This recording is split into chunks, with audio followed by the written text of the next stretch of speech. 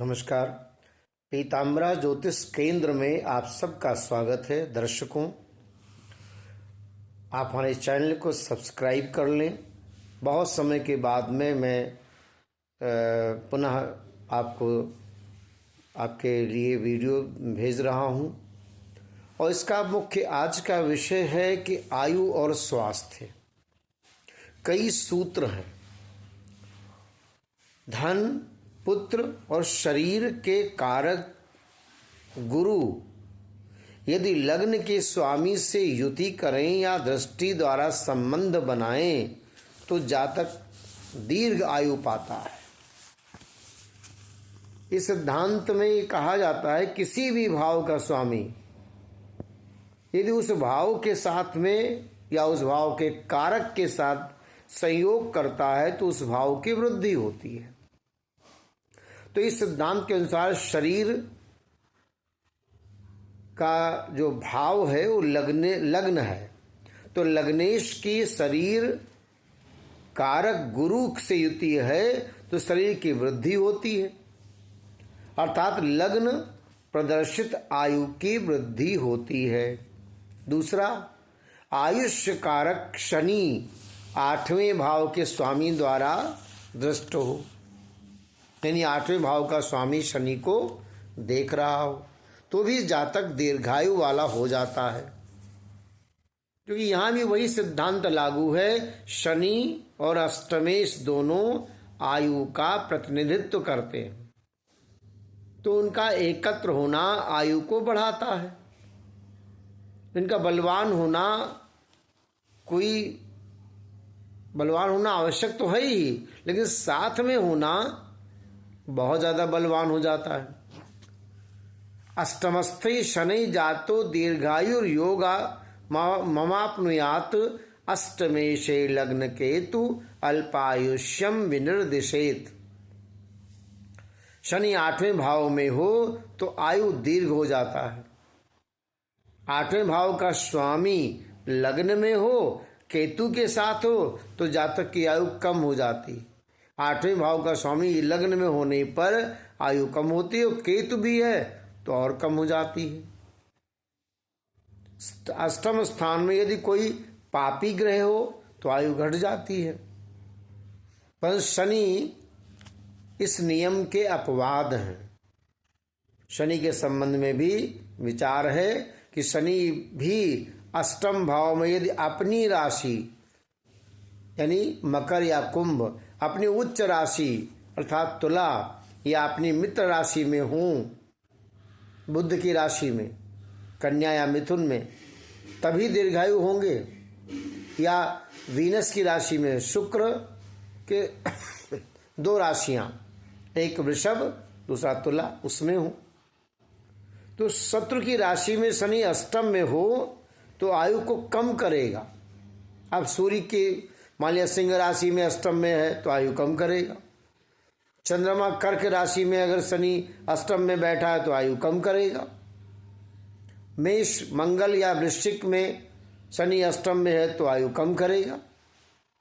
तो अष्टमेश लग्न में हो इतने मास से परिणाम नहीं निकालना चाहिए। तो योग का तात्पर्य इतना ही है कि आयु में 2 तथ्य हैं, एक अष्टमेश और लग्न एक स्थान पर है। इन शुभ प्रभाव से दीर्घायुष्य प्रभाव और पाप प्रभाव से अल्पायु का निर्णय किया जाता है। यही नियम के अनुसार केतु अष्टमेश और लग्न पर अपनी युति द्वारा प्रभाव डालेगा तो क्रूर ग्रह के नाते आयु को कम करेगा। क्यों? क्योंकि कुजवत केतु मंगल के समान काम करेगा। मंगल और शनि में नैसर्गिक शत्रुता है। गुरु अष्टमेश के साथ लग्न में हो तो आयु को बढ़ा देगा। पितृकारक भानोस्तु भाग्याधिपतिना यदि संबंधो विदते यस्य दीर्घायु पितुरुच्यते। 9वें भाव का स्वामी पिता के कारक सूर्य से युति, दृष्टि आदि के द्वारा संबंध बना रहा है तो जातक का पिता दीर्घजीवी होता है। 9वें भाव का स्वामी पिता के कारक सूर्य से संबंध बनाए तो अब इसमें शुभ ग्रह का बलवान होना जरूरी है। भाग्यस्थो यदि भानुस्यादल्पायुष्यम पितुस्तथा चतुर्थे चंद्रस्तु मातुस्यादल्पजीवितम। सूर्य नवम में हो तो पिता की आयु थोड़ी होती है, चंद्रमा चतुर्थ में हो तो माता की आयु थोड़ी होती है। अब ग्रंथकार ने कारको भाव नाशाय सिद्धांत लागू कर दिया।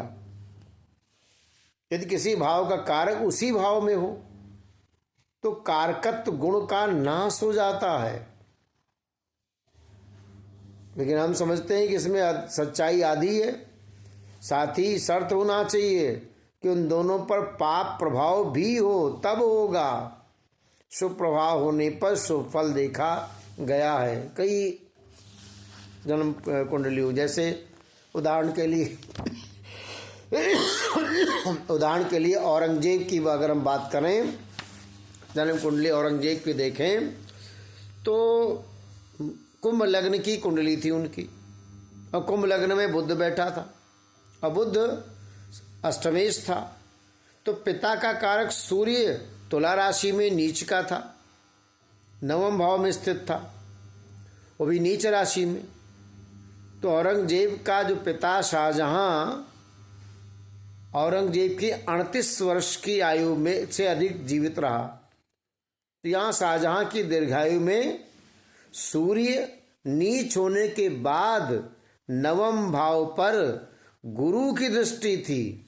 ये महत्वपूर्ण बात आई कि गुरु की दृष्टि के कारण, यद्यप सूर्य नीच का था, अष्टमेश बुध के साथ में था, फिर भी गुरु की दृष्टि के कारण, या गुरु वहां बैठ जाए या गुरु की दृष्टि हो, तो गुरु के लग्न में था तो गुरु की नवम दृष्टि पड़ गई तो गुरु आदित्य योग बन गया, तो नीचत्व दोष भंग हो गया और पिता की आयु में वृद्धि हो गई।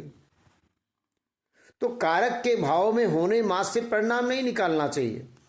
भाग्यस्थो भानुभाग्येशो आयुर्हीनो भवेत् पिता, लाभस्थो यदि भाग्येशो दीर्घायुर योगवान पिता।